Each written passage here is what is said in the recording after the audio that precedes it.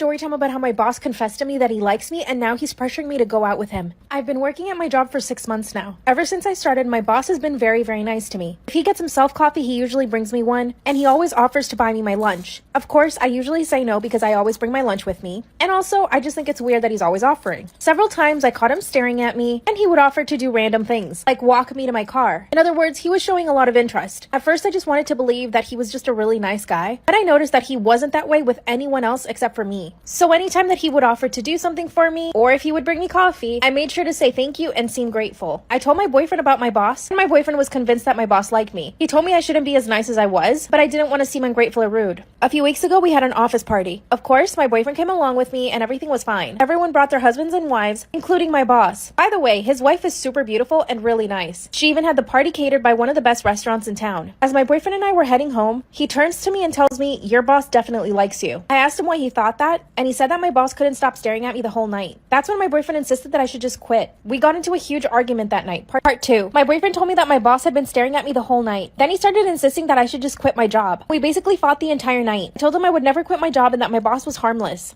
But it turns out that my boyfriend was right. When I went back to work, my boss started asking me a lot of questions about my boyfriend. He asked me how long we'd been together, if the relationship was serious, if we lived together. He tried to make it seem casual. In the 5th question, I asked my boss if he was okay. Then he laughs and says, "I just want to make sure you got a good guy with you." But he sounded so jealous instead. A few days later, I caught my boss staring at me again. And this time I got really annoyed. I stared back at him and waved. That's when he waved back and smiled at me. At the end of the day, he offered to walk me to my car. And I said yes. As we were walking to my car, he starts telling me that he thought I looked really pretty at the party. And that he wanted to confess that he couldn't stop staring at me all night. That's when I turned to him and I said, "Yeah, my boyfriend noticed." He responds, "Well, your boyfriend's very lucky to be with you." And that I was clearly asking for attention with the dress that I wore. By the way, my dress was a long sleeve turtleneck that went below my knees. That's when he says there's nothing wrong with a little flirtation. After he told me that there was nothing wrong with us flirting, I told him it was totally inappropriate and that I didn't feel comfortable with that. He then laughed and said, "You'll loosen up eventually." I went home and I told my boyfriend everything. My boyfriend went berserk. He started insisting that I quit again. I told him I could handle the situation, that my boss was not going to do anything to me. He then got so mad that he actually left to his parents' house. He told me he would come back to live with me after I quit.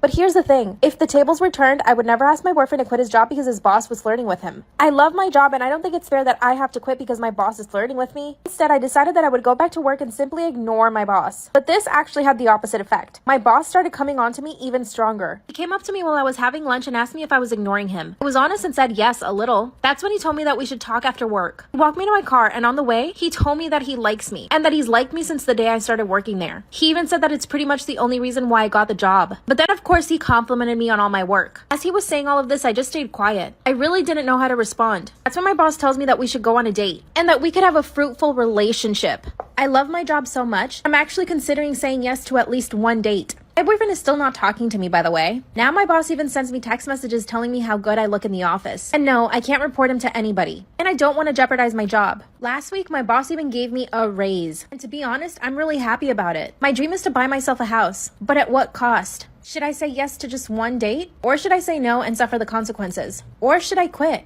But that's not fair either. What do you guys think I should do? Am I wrong for tipping our waitress $20 despite her poor service because my date was playing a game with her tips? I met a guy on a dating app. We hit it off and we arranged for our first date. Things were going well and we sat down and had started some small chit-chat.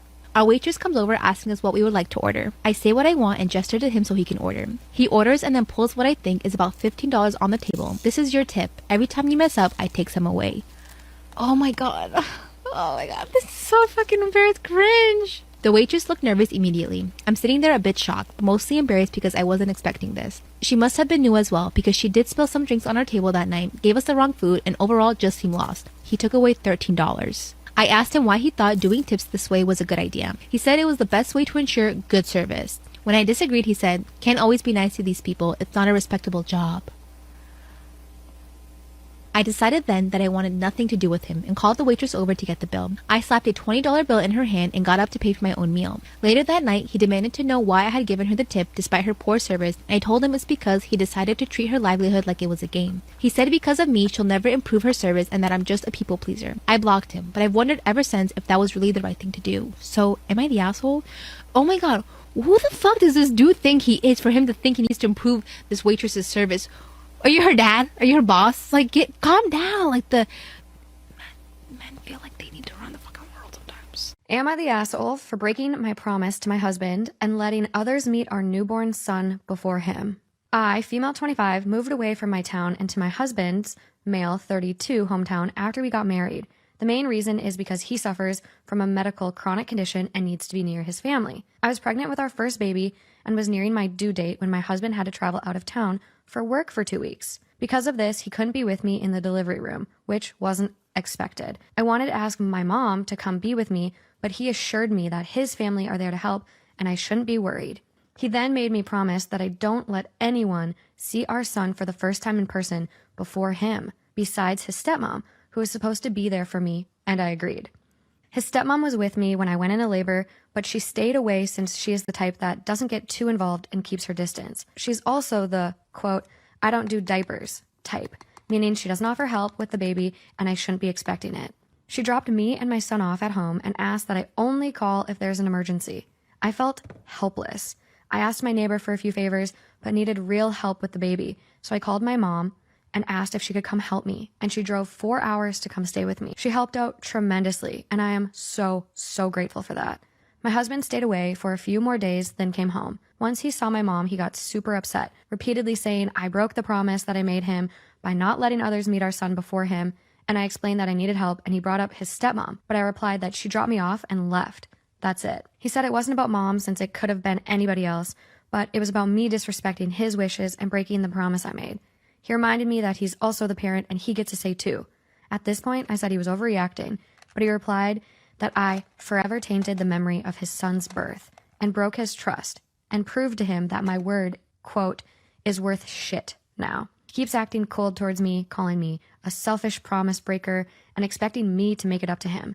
He wanted an apology, but I haven't given him that yet. Am I the asshole? You expect me to believe that a man with a chronic condition that must stay in his hometown cannot understand when someone needs help from their family. Shut up, dude. I, 21 female, am a university student. My boyfriend, 23 male, is studying cosmetology and works as a hairdresser. Recently, he insisted that he give me a haircut. My hair has been growing since the pandemic began and was at mid-back length when he made the offer. I was initially reluctant as I had no plans on getting a haircut. He then offered to give me the cut at half the price offered by his salon. I thought it was a good offer as summer was approaching quick and the price was reasonable too, so I agreed to it. The next day, I went over to his apartment for the haircut. Before he began, I made it clear that I wanted a shoulder-length cut and nothing shorter than that. However, he started cutting my hair way shorter than shoulder length. I asked him to stop, but he continued saying that he knew what he was doing. When he was done, my hair was in an uneven chin-length bob. I was furious, as I had specifically asked him for a shoulder-length cut. He even offered to even the bob out, but I refused and stormed out. When I returned home, I was pretty devastated. Not only did I have my hair cut way shorter than I asked for, but I also ended up paying a lot more than expected as fees to the salon. I switched on my phone only to see 2 unread messages sent by my boyfriend. He first apologized for the cut he had given me. He followed this up by asking me to pay for the cut. This struck my nerve, as I felt he did not deserve to get paid even a single cent for his horrible job. I texted him back telling him that I will not be paying for the cut and asked him to just leave me alone for the day. It has been a day since the cut and my boyfriend hasn't messaged me since. I'm wondering if I might have been too harsh on my boyfriend.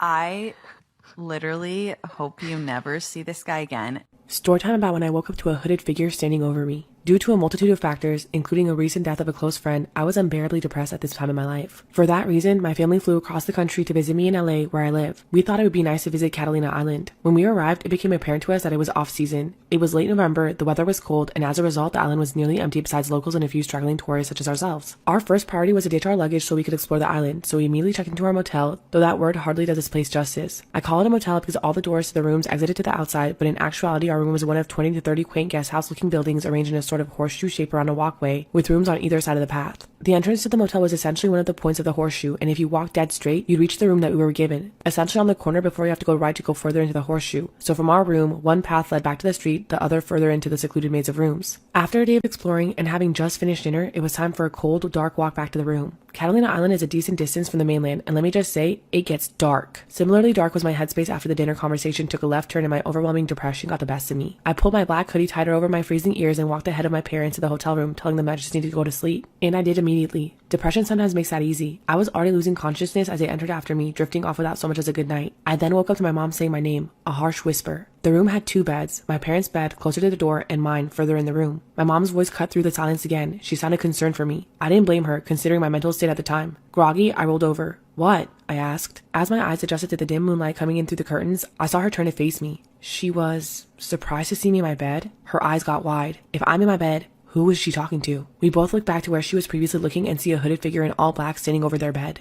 In that moment, we were both frozen with fear. We were on an island in the middle of the ocean and woke up to see a hooded stranger looming over us. This moment seemed to last forever. Life isn't like the movies, where the characters unleash a blood-curdling scream. Sometimes the only thing that comes out is panicked and guttural. My mom's words became low and severe as she said my dad's name in a dire voice I've never heard her use before. Then the hooded figure did something so bizarre and unsettling. It didn't advance towards us, but instead crouched in the corner near where it stood. The way it crouched was so absolutely unexpected, even in regards to this already unexpected situation, that it terrified me. It seemed animalistic. I knew 2 things. The hooded figure had been standing over us sleeping, and it's not acting in any sort of way that I can understand. As opposed to the infinite moment of this figure standing over us mere seconds ago, the series of events that unfolded when my hulking ex-military dad woke up happened in an instant. Suddenly, we were at the door, not knowing which way the intruder went. My mom was screaming, "Get him! Get him!" My dad was running down one path of the horseshoe, further into the hotel, shouting through sheer adrenaline, "I'm going to fucking kill you!" I ran down the other path towards the street. When I got there, not a sign of the intruder, but it became suspiciously quiet behind me. I ran back to the room to find my dad quietly walking back, his head low. He gets really close to me and I hear him say, "It's a fucking kid." So basically, some young teen, tall and lanky as I am in my 20s, wearing all black including a black hoodie, went into the wrong room. Our room. The one time my parents just so happened to forget to lock the door. My mom woke up when he entered and seeing a tall person in a black hoodie thought it was me, assumedly leaving the room in a depressive episode. And when the hooded figure crouched, that was him realizing his mistake and panicking. He was scared of us. As I got back to the room, my mom walked out and hugs the kid, who was now crying his eyes out. I would be too if a massive ex-soldier was sprinting after me with murder in his eyes. Am I the asshole for telling my husband I'll stop paying for everything, including therapy, if he doesn't start looking for a job? My husband, male 32, and I, female, have been together for a total of 4 years. He has dealt with depression and anxiety since 2019. He completely shut down, quit his job, sold his car, emptied his savings, and stopped seeing friends and family, and started spending his days doing nothing. It took months before realizing he was dealing with a mental health issue, and arranged for him to see a therapist. He was against it at first, but then gave it a try.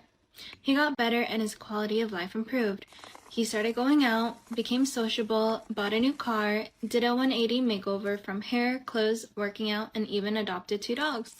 It was miraculous, and I was happy that he got his life back, except that he still doesn't work. Not only that, but he used my money to get his transformation done. When I tried to talk to him about finding a job, since he's now doing well, he tried to put off the idea and says he needs more therapy to be ready to start committing to a job and start working. This went on for months, and he jumped from therapist to therapist and still said he's not ready to look for a job, yet goes out with friends, eats out, buys new gadgets, and now a screen to watch his favorite shows. Last night, we had a huge argument after I found out he bought a $200 wristwatch for himself using my credit card. I couldn't handle it and shouted at him that it was time for him to find a job. He tried to use the "I'm still not ready for that kind of commitment yet," but I blocked him and his attempt and told him I'd stop paying for everything, including his therapy. He got mad and replied that threatening to stop paying for everything, even his therapy, will set him back and we both won't get where we want to be. I told him he was a hypocrite for saying he's not ready to look for a job since he's living completely normal and, may I say, a lavish life. He called me unbelievable and walked out. He called his mom telling her I was losing it, and she got in the middle telling me off about what I said and told her to have some sympathy for him, as he's still struggling to regain his strength. I told her to stay out of it, which caused more rage from my in-laws. They're arranging a meeting with me, but I don't plan on making it, which might make matters worse. I think at this point he's milking it. Am I the asshole for my stance? What's worse is that now I'm the bad guy in my in-laws' eyes.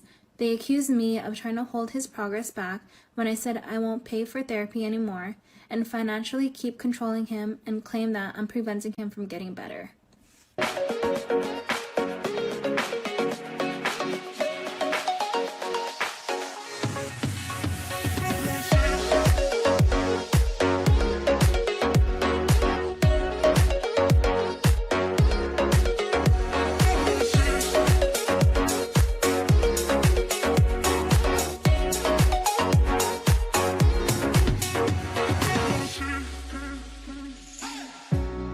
Never really saw you coming.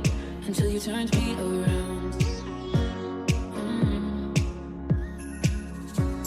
Hi everyone, my name is Amber, and I live in a small town near Chicago. Please like and subscribe. I always heard about mother's love and how it makes children's lives better, but sadly, I never experienced it. I was born to a single mother who loved me to bits. We weren't super rich, but she made every effort to bring me the best in the world. But when I turned 5, I learned she had some terminal illness, and that's when I was sent to live with my aunt and my cousin Gia in their home. My aunt worked as a nurse, but she also had a side business of making sauces using her family's secret recipe, and that made her good money. But it didn't take me much time to realize she didn't like me very much. One time, Gia and I were playing in the kitchen when suddenly Gia crashed into the freshly packed sauce bottles, and my aunt went bonkers. You little brats, why are you ruining everything?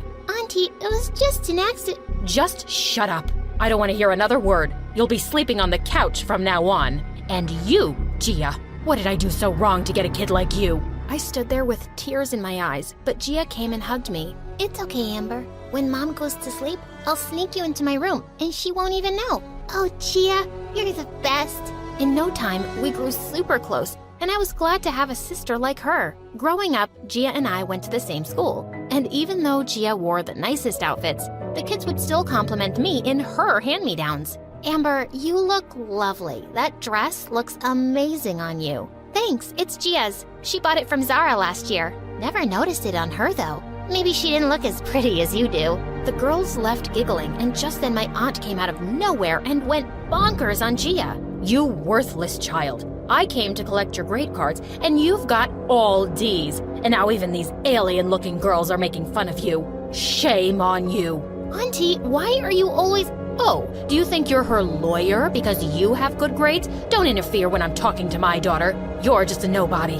Saying that, she stormed away, and I could see tears welling up in Gia's eyes. So I took her skating to cheer her up, and we had so much fun together. Then one time, when we were in the 6th grade, there was auditions for a kid's part in a TV commercial. My aunt insisted on Gia auditioning for the part, and even Gia looked super excited about it. But when we went there and Gia started reading her lines, the director yelled, "Cut! That girl in the pink dress, I want her for the role. She'll be perfect." She's a no one. My daughter Gia is the one auditioning. No, I'll sign her without an audition right now. My aunt went completely nuts listening to that. No, I won't let you do it. Auntie, please calm down. I'll tell her I don't want the role. But she didn't listen and jumped on the director and pulled out some hair from her head. You blind woman, do you have eyes for melons? Can't you see that my daughter is the one made for this role? The crew kicked us out of the shoot, and when we returned home,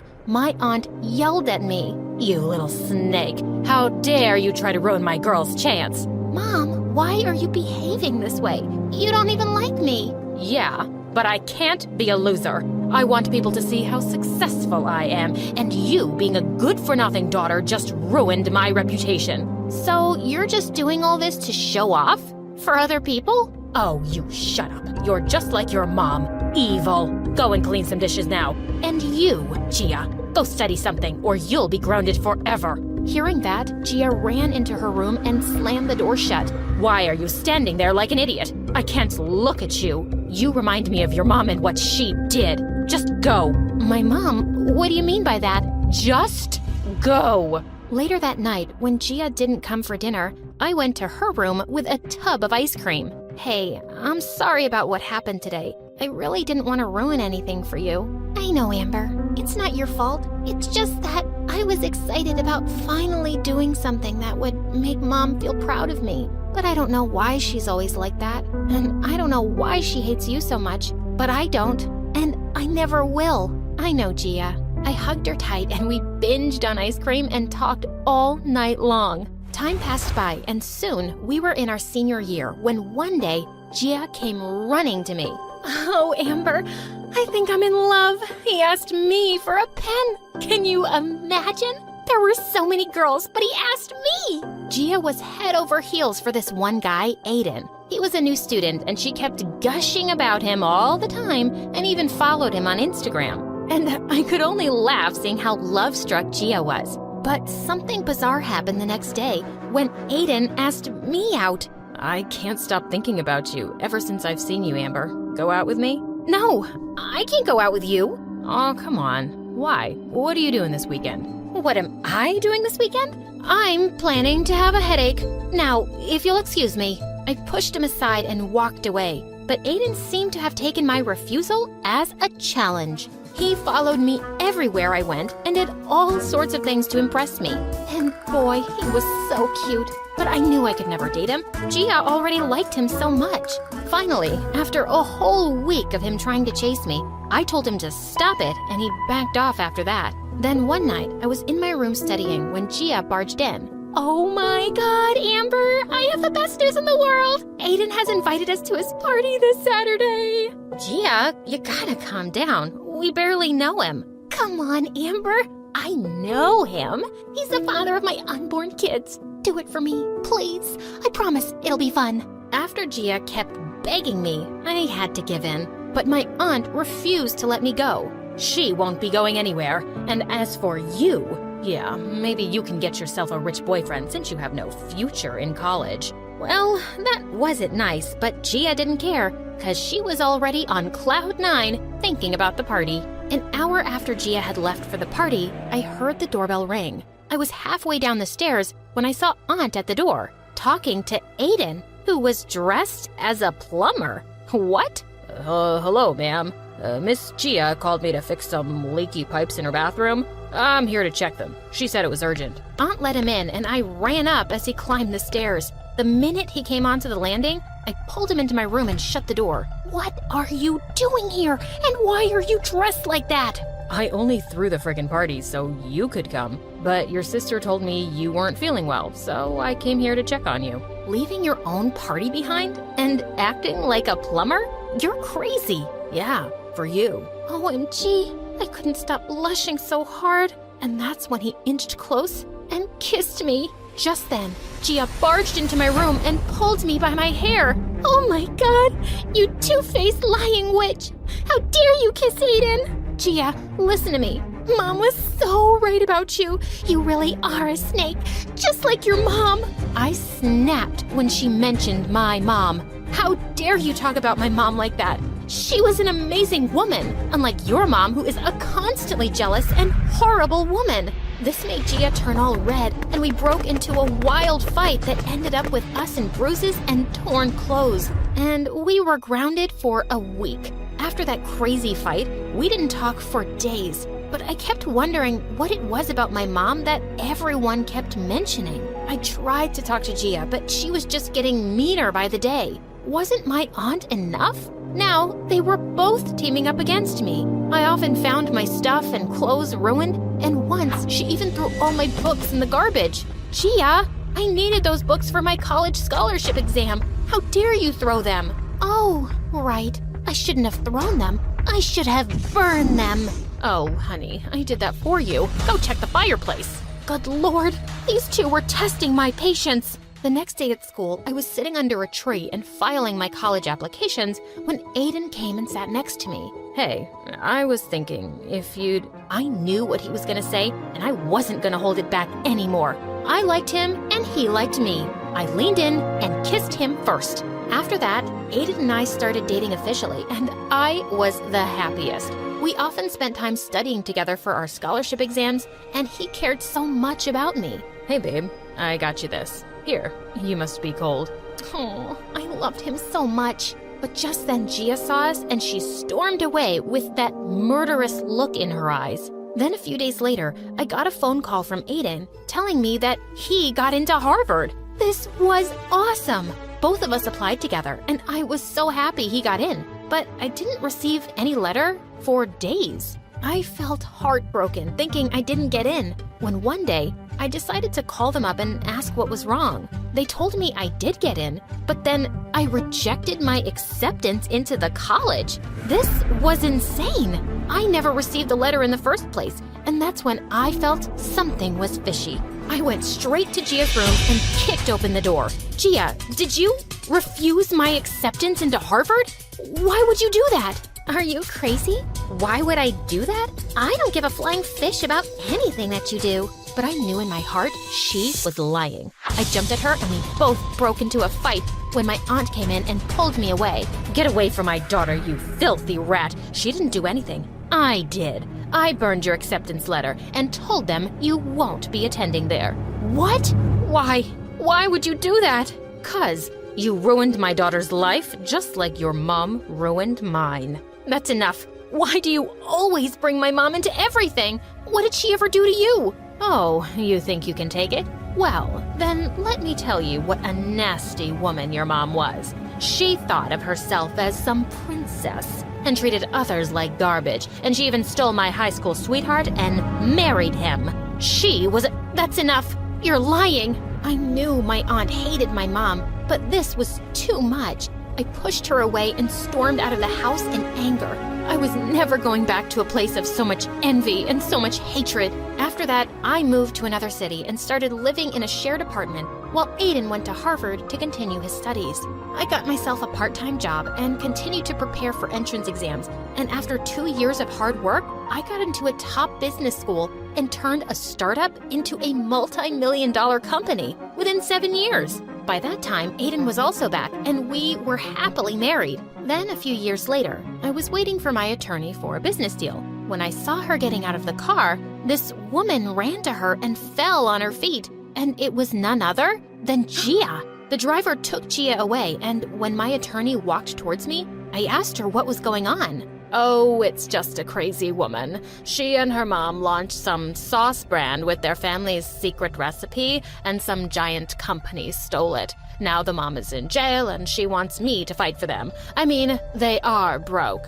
They don't even have the money to pay my fee. This was bizarre, and although I hated them for everything they did to me, I couldn't see them struggling and begging on the streets. So I immediately told my attorney to take up their case and asked her not to tell them. After months of fighting, they finally won. A few days later, I was gonna have dinner with my attorney at a restaurant when Gia and my aunt came there, and they looked super shocked to see me. Amber, Jesus, what are you doing here? What else must she do? I'm sure she must be a waiter here. I can't believe you helped someone like them, Miss Amber. These people are so rude. What do you mean? Well, Miss Amber is a multi-million-dollar tycoon, and she's the one who asked me to take your case and paid for all your expenses. My aunt's jaw literally dropped hearing my attorney's words, and I could see her struggling to find words to speak. Oh, Amber, I don't know how to repay you. It's okay, Gia. Guess now we're even. Consider this a favor returned for my aunt raising me with all that hatred all those years. Besides, I just did what my mom would have done for her family if she was here. Amber, you're so kind, but I was too dumb and I hated you for stupid reasons. Thank you so much, but I have one request. Can I give you a hug? I nodded, and she hugged me and left.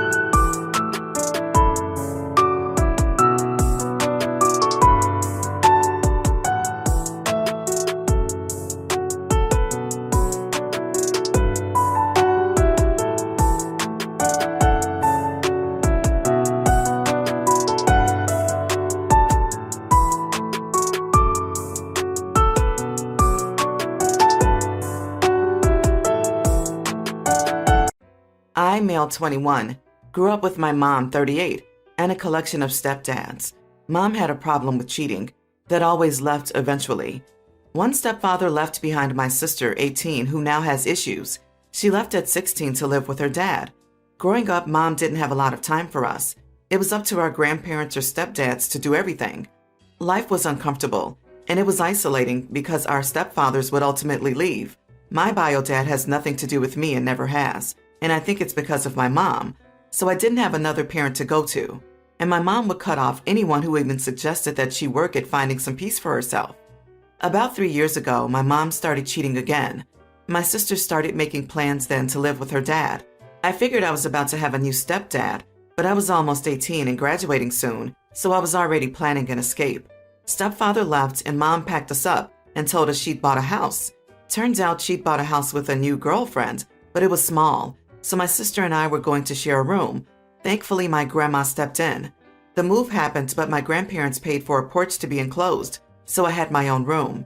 Mom's new girlfriend said it would be harder to keep an eye on me out there, so she took my electronics and installed tons of locks. Then she turned off the internet so we couldn't do anything. We had no TV, no landline, nothing. I tried to talk to Mom and her girlfriend, Carrie. Nothing worked. Then Carrie installed cameras inside and outside and insisted that I stay on the family plan. Mom took Carrie's side no matter what. Every night was a fight, and Carrie kept taking my things as punishments. We weren't allowed to be home alone. They would come home early, or we had to go to Grandma's. We had to go with them if they left the house. The only time we didn't go was the weekend they left to get married and didn't tell us.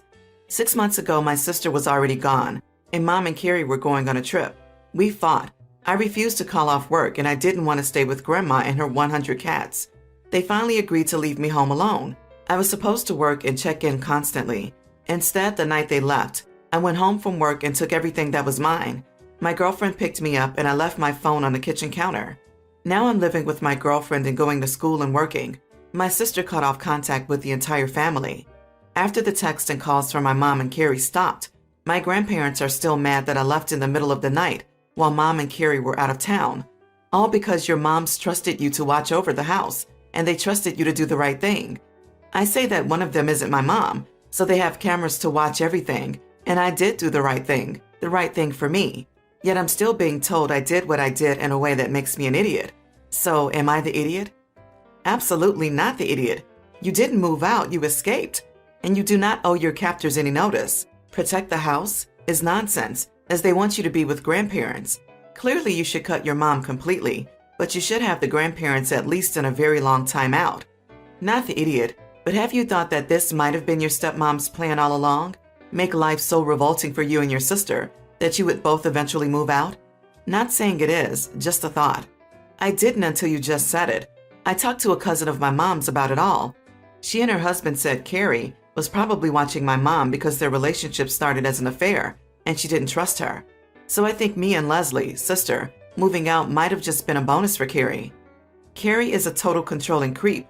You're an adult, so you are allowed to have privacy without having your things stolen. Not taken, stolen. For trying to keep healthy boundaries. So stay away and stay safe. Hope you can reconnect with your sister, given what you've mentioned in the comments about your grandma betraying your confidence by telling your mom everything you've shared with her. I understand why your sister decided to cut contact with the whole family. Let your sister know you're free of any ties to your mother and her enablers. My mom and stepdad are foster parents, but living with foster kids is kind of awful. Nothing against them, and I really hope they're getting the help they need, but it's horrible. I was forced into the tiny room, which is fine, but I also can't really leave my room. I can't play music or video games. I always have to let them pick movies and TV shows.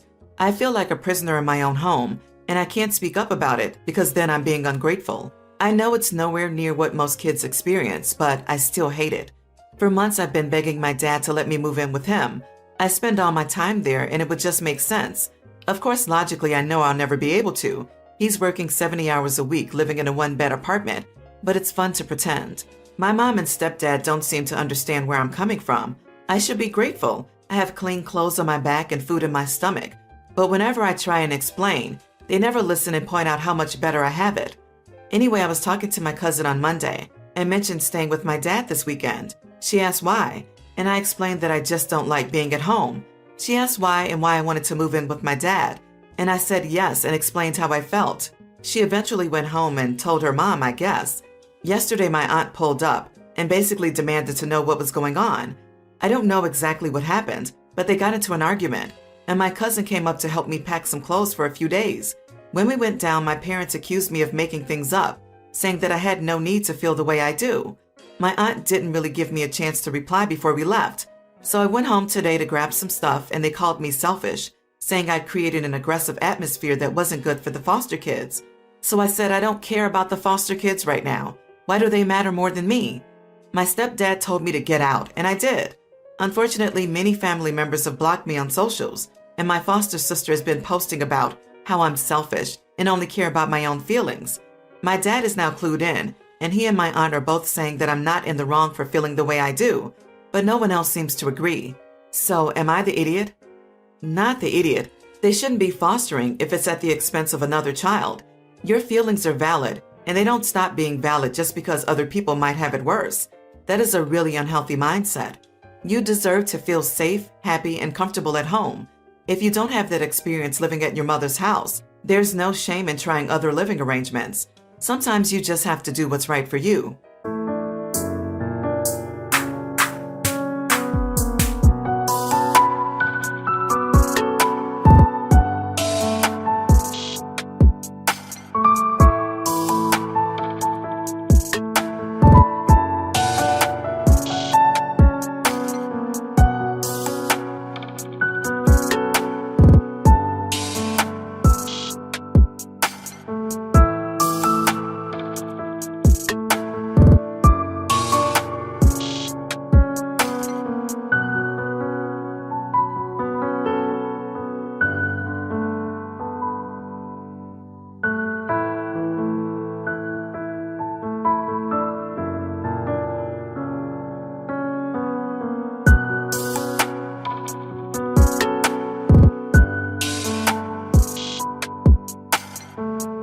Not the idiot. Have you ever had the opportunity to speak to the social worker that connects with your parents?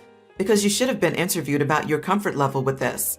You need to contact DHS and tell them that your parents are doing foster care and your stepdad told you to get out because you complained to your cousin about feeling uncomfortable in your own home. This is a huge red flag. Exactly. Kicking you out means they're not fit to raise the foster kids. The key word, stepdad kicked you out. A child. This is serious. Your parents are gaslighting you. Their argument is a new version of the, there are starving kids in Africa who would love that food, game, sweater, whatever. You feel like a prisoner in your own home and are always put last. I think your mom and stepdad are primarily mad because this will reflect poorly on them if social services find out. Glad your aunt and dad have your back. Make friends with the block function on social media and your phone. My best friend, female 22, recently got kicked out of the house. She was renting a room out because the guy who owned the house is a complete idiot. I, female 21, rent a 2-bedroom apartment by myself and told her she could stay in my extra room. The extra room currently just has my knickknacks, some art stuff, and a futon, so it really doesn't inconvenience me whatsoever, and I'd love to have her here. I told her she could bring all of the stuff that makes her feel comfortable and at home, and anything extra, like furniture, she could put in my storage unit. I also told her she didn't have to pay rent or anything, just help buy food and house stuff, like toilet paper, dish soap, etc. Anyways, right before she moved in, I told her I just had a few rules I'd appreciate if she followed. She seemed visibly annoyed, but listened anyway. The rules were pretty much 1. Just pick up after yourself, and maybe help with other chores like taking out the trash or cleaning the toilet, etc. every once in a while. 2. Let me know before you have anyone over. I don't care if she has people over, but I just want to know, so I'm not startled when I see a stranger in my apartment. 3. Try not to be super loud past like 11ish, because I wake up at 6 a.m. for work and need sleep. 4. Please turn off the lights if you're leaving the room. This is more of a pet peeve, but it also helps the electricity bill. That's literally it. And she pretty much said, "Wow," in an annoyed tone and left. Later on, I texted her, asking if everything was okay and if she would be moving in tonight, so I didn't accidentally lock her out. She pretty much said no and that she's not moving in anymore because I'm treating her like I'm her mom and giving her all these rules to follow. I apologized and told her I'm sorry if she thinks my rules are unfair, but I thought they were very fair. She ignored me, and later on, our other friend called me and complained to me about being a controlling idiot, and now she's going to be staying with that friend that called me instead of me. They both also said I pretty much ruined our friendship. Am I being the idiot and too controlling? I thought my rules were simple and honestly just common courtesy of staying at someone else's house. Or is she in the wrong here? LOL, not the idiot. Your friend will have a hard time living with other people if she can't follow your rules, which really shouldn't need to be said because living with someone else, especially when they are a guest in your house, requires self-awareness and common courtesy. Maybe the person who kicked her out of the other house wasn't such an idiot after all. That's what I was thinking. She seems pretty good at playing the victim card, Just wait till she and third friend live together for a while. If the pattern holds true, they'll be at each other's necks in no time. Not the idiot. Sounds like you've dodged a bullet with having her living with you. You can also use this to your advantage when she gets kicked out again and wants to move in with you. Just say sorry. Remember you said I was treating you like your mom with my rules? So I don't think it'll work out. Wow, I can't believe you'll let me live there rent-free, and all I have to do is be considerate? Just wow. You have saved yourself a lot of heartaches here. Let her find her own place and do not back down. Do not apologize. She sounds like someone who claims everyone else is an idiot for not letting her do whatever she wants, when she is in fact the idiot. I would consider this a bullet dodged, and don't feel too upset about the friendships ending. A true friend would be happy you offered to help out. My nephew, Luca, young child, has the biggest crush on my girlfriend, Rose. If she's in the same room with him, no one else matters to him but her. He tries to impress her, wants her undivided attention, and adores everything she does. I think it's adorable, and like all the toddler crushes, it's harmless. My sister Abby called me early one morning, very frantic and almost crying, begging someone to watch my nephew for a day, as she had other very important obligations. Unfortunately, I wasn't in town at the time, but I offered to help her find some last-minute babysitters. She ended up calling Rose, who was more than willing to babysit him for a day. I know Abby dislikes Rose. I don't know why, but her passive-aggressive comments about Rose rub me the wrong way sometimes.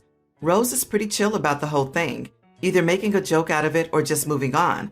She's also pretty non-confrontational, so she isn't going to call her out and doesn't want me to, unless she does something more direct and outrageous. Rose and Luca went on a little ice cream date and then painted together in my apartment. According to Rose, when Abby and her boyfriend came to pick him up, they were not happy after hearing about my nephew's day. Though he was pretty tired when they returned, he still kept gushing about the date and the painting, etc. Abby, for whatever reason, was annoyed by the activities of the day, claiming that Rose was encouraging and validating his inappropriate feelings, his harmless crush on Rose, and not acting like a grown adult. Apparently the day's activities were too romantic. Rose, who was pretty confused, apologized, mostly because she didn't have the energy to deal with Abby and her boyfriend, but admitted to them that she didn't really understand the issue. I get the angriest call from Abby, who tells me that Rose did a horrible job babysitting. I already had an idea of what they did, as Rose sent me very cute pictures of them hanging out, and she didn't even try to properly apologize and disrespected both her and her boyfriend. She then told me to get my woman in check. Not only did I find this extremely funny, but I was also pretty tired of hearing her bash Rose, so I hung up the phone. This was the wrong decision. I ended up getting spam calls and texts from my sister's boyfriend, calling me a horrible person for disrespecting my own sister. Because I didn't acknowledge Abby's feelings, she ended up getting more upset with Rose. As a result, she has been receiving nasty messages from Abby.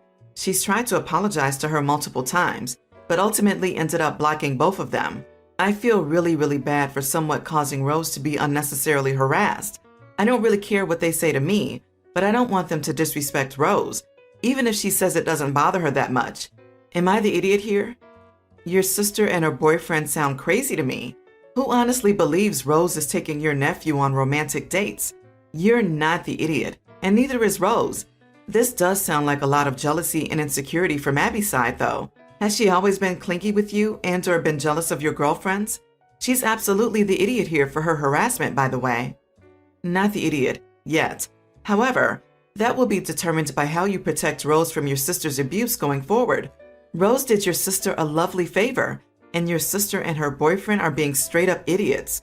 You need to tell them their behavior is entirely inappropriate and that they need to apologize to Rose. Not the idiot. Your sister sounds like she's jealous of her son loving someone else, who happens to be your girlfriend. How immature is that? Your girlfriend babysat at short notice, and they did fun, harmless things together. Unfortunately, things are escalating out of control, so I advise you both to step back and let her cool off. She has misplaced anger and unfounded jealousy, and I'm really feeling sorry for your nephew. I hope he hasn't been present during all the arguing. He and Rose are the victims here.